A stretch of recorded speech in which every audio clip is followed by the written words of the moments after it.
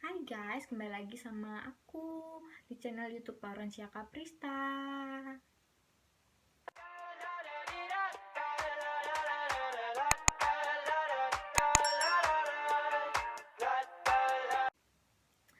Oke, kali ini aku akan menjelaskan tentang obat berdasarkan penandaan pada kemasan. Aku di sini menjelaskan sesuai Permenkes nomor 917, Menkes per 10 tahun 1993 tentang wajib daftar obat pada pasal 1 bagian 3 bahwa yang dimaksud dengan golongan obat adalah penggolongan obat yang dimaksud untuk peningkatan keamanan dan ketetapan penggunaan serta pengamanan distribusi yang terdiri dari obat bebas terbatas, obat wajib apotek atau OWA, lalu obat keras, psikotropika, dan narkotika. Yang termasuk di dalam golongan tersebut adalah obat yang dibuat dengan bahan-bahan kimia dan atau dengan bahan-bahan dari unsur tumbuhan dan hewan yang sudah dikategorikan sebagai bahan obat atau campuran atau paduan keduanya, sehingga berupa obat sintetik dan obat semi-sintetik secara berturut-turut. Obat herbal atau yang sering disebut obat tradisional tidak termasuk dalam kelompok ini. Lalu untuk penggolongan obat berdasarkan penandaan pada kemasan terdiri dari yang pertama ada obat bebas atau disingkat OB. Obat bebas dapat dibeli bebas tanpa resep dokter dan dapat dibeli di apotek dan toko obat berizin lainnya untuk mengatasi problem ringan yang bersifat non-spesifik. Obat bebas relatif paling aman, boleh digunakan menangani penyakit-penyakit simptomatik ringan yang banyak diderita masyarakat luas yang penanganannya dapat dilakukan sendiri oleh penderita dan penanganan sendiri atau swamedikasi. Obat ini telah digunakan dalam pengobatan secara ilmiah atau secara modern dan terbukti tidak memiliki resiko bahaya yang mengkhawatirkan. Susah kali ya. Lalu untuk penandaan pada kemasan, obat bebas terbatas ini menggunakan lingkaran hijau dengan garis tepi berwarna hitam. Contohnya ada seperti Oralit, lalu beberapa obat analgetik antipiretik, atau untuk obat penghilang rasa nyeri, panas. Lalu ada beberapa obat luar, lalu seperti obat batuk, obat gosok.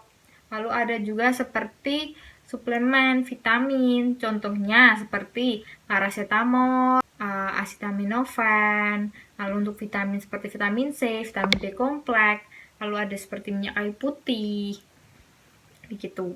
Lalu setelah itu yang kedua ada obat bebas terbatas atau sering disingkat OBT.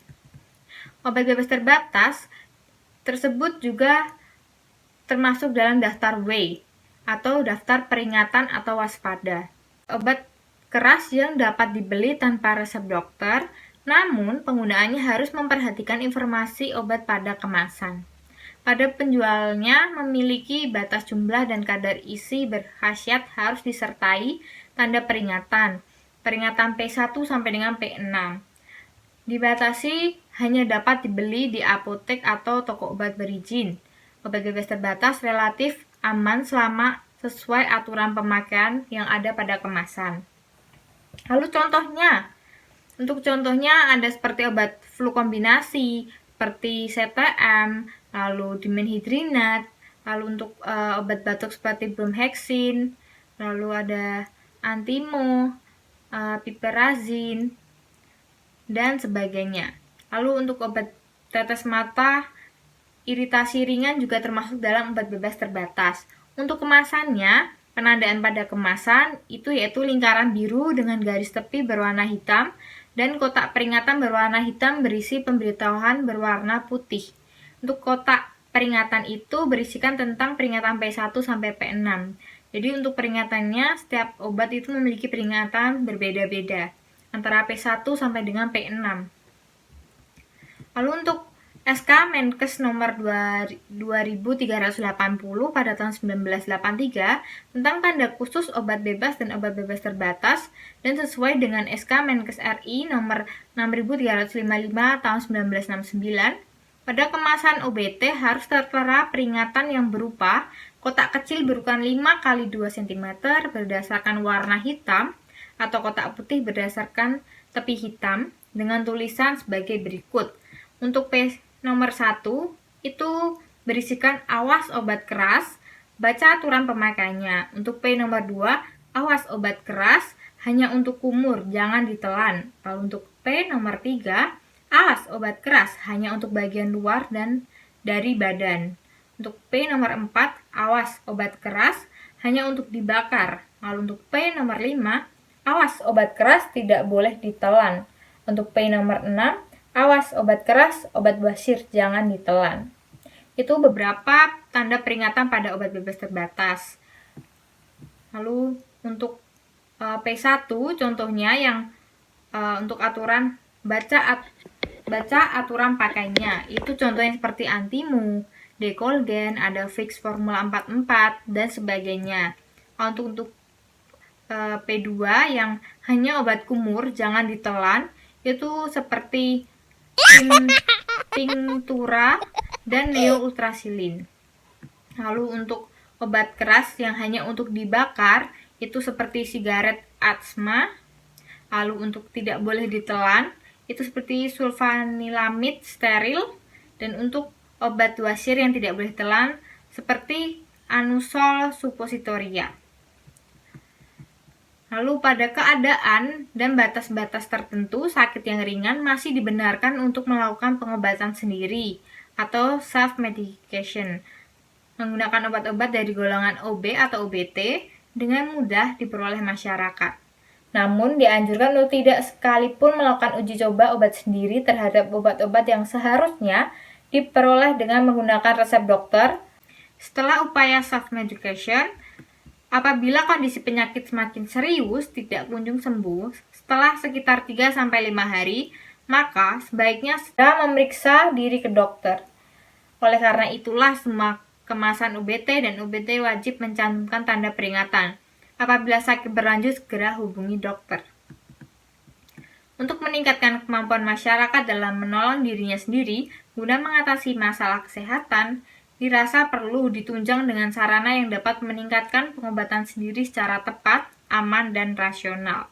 Kriteria obat yang dapat diserahkan tanpa resep dokter terdapat pada pasal 2, bahwa obat yang dapat diserahkan tanpa resep harus menerima kriteria 1. Tidak dikontraindikasikan untuk pengguna pada wanita hamil, anak di bawah umur usia 2 tahun, dan orang tua di atas 65 tahun.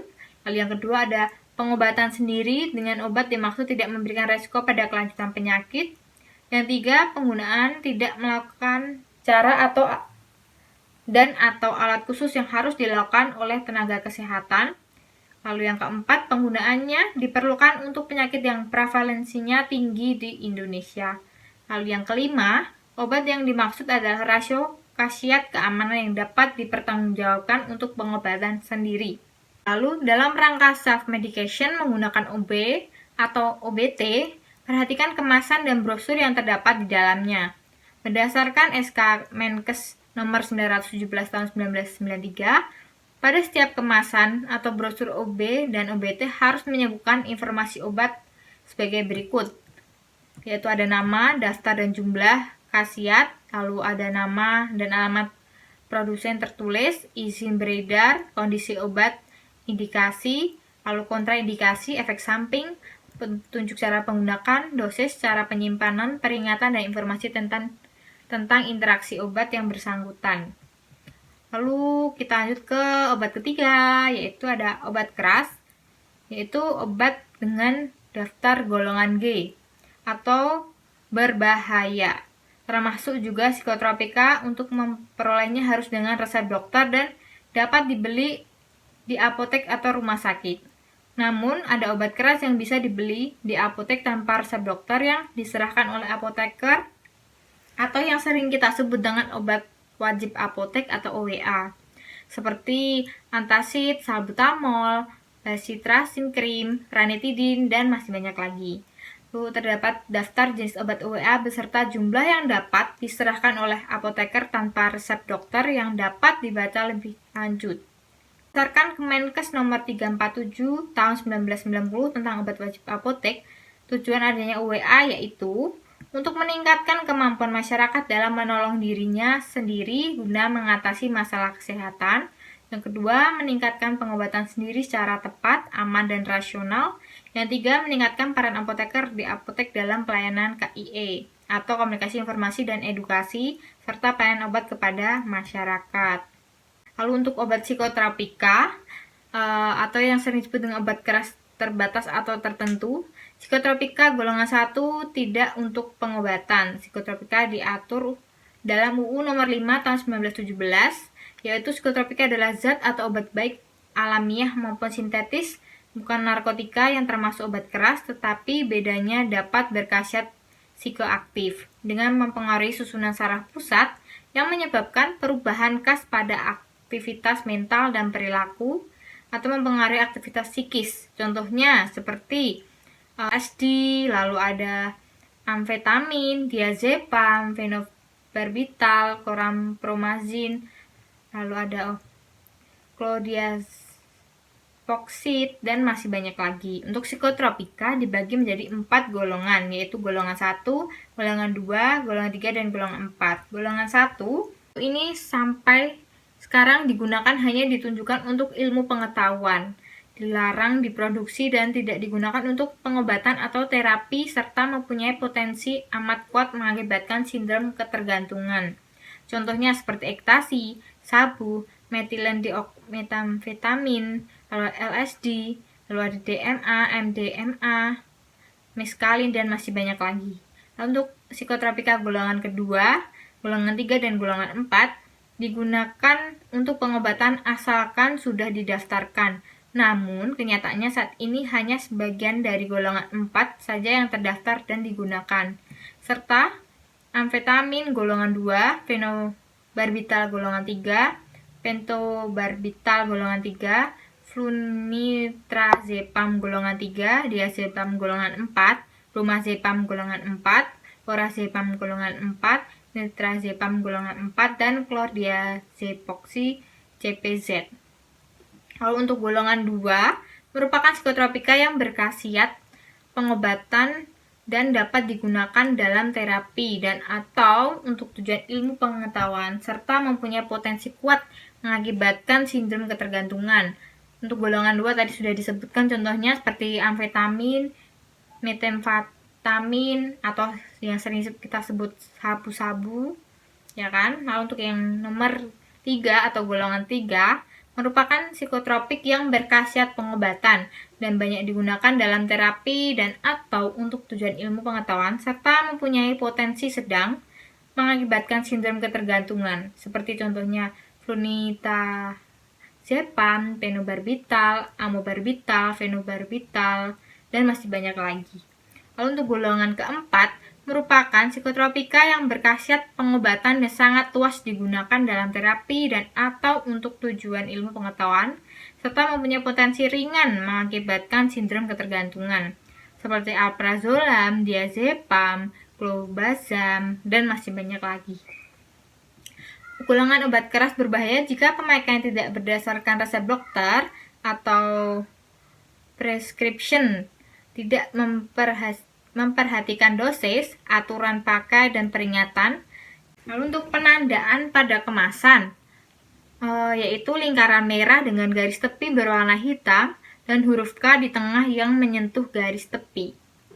Lalu contoh obat dalam bentuk injeksi, lalu ada adrenalin, infus, lalu ada antibiotik, obat jantung, dan masih banyak lagi. Lalu yang keempat ada obat narkotika. Secara awam, obat narkotika sebagai obat bius.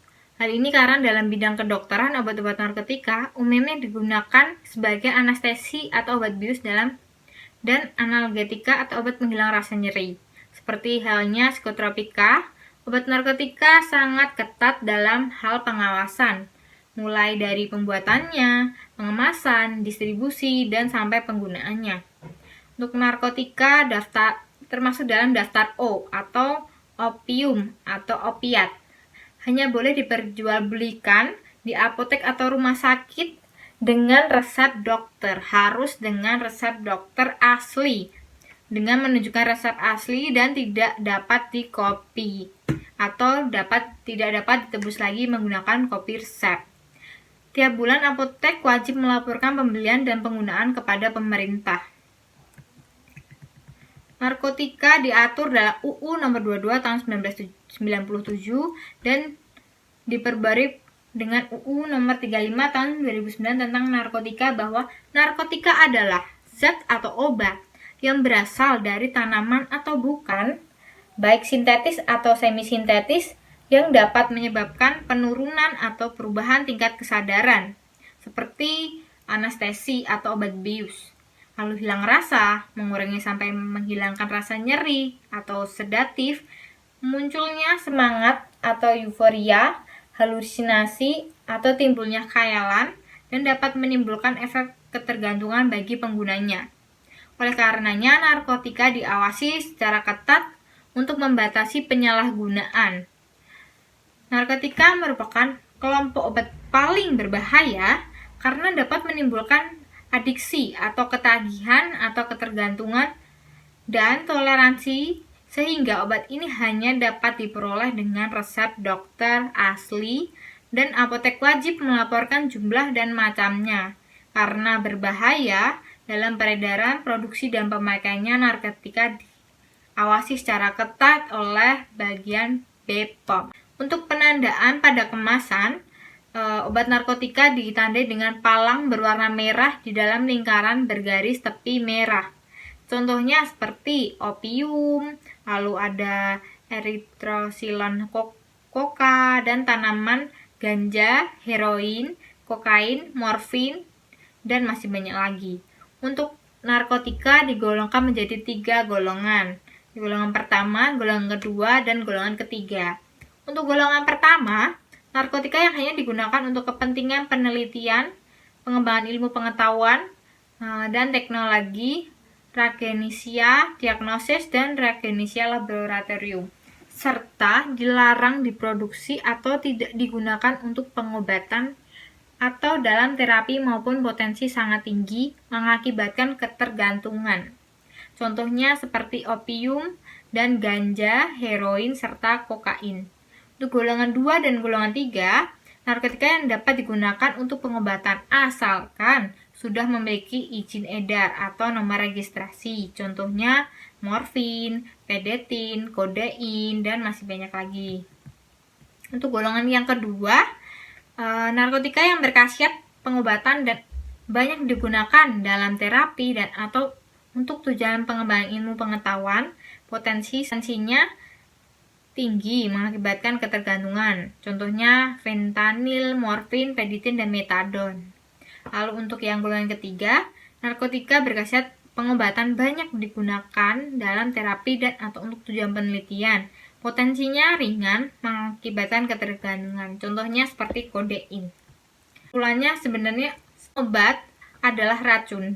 Hanya dalam takaran yang sesuai dan penggunaan yang tepat, maka ia akan bermanfaat. Apabila digunakan tidak mengikuti aturan, ia akan merugikan bahkan menimbulkan efek-efek yang tidak diinginkan sampai dengan kematian. Gitu. Sekian penjelasan dari aku. Apabila ada yang mau ditanyakan mengenai obat, golongan obat, cara penggunaan, atau mungkin beberapa masalah tentang obat, bisa kalian tanyakan di kolom komentar di bawah. Oke guys, thank you udah mau masuk dan mendengarkan, mensupport akun aku. Sampai ketemu besok lagi. Bye.